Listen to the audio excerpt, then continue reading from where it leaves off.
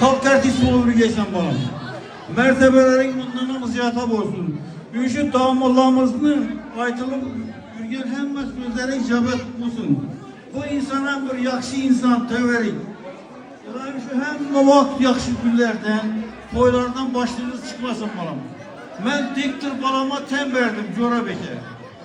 Sen balam yaş olsanım, senin sözleyen sözlerini çekti. Yani yaşlı diktirlerim bilmeydi bu meselenin balam.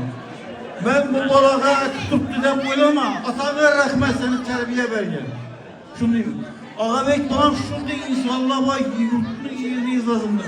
Artık şunu bir yine toyda hizmetinden hemimiz memnun bulduk. Şunda insanlar bilen balam birge bu. Yani kesipkarlığınızdan bereket tapın balam. Şu Kamacan ataniyatı ruhlarım sizlerin kollabilsin balam. Hem muhak iyiliği esasında bulun, hürmetinde bulun balam. Kette rahmet hem bana.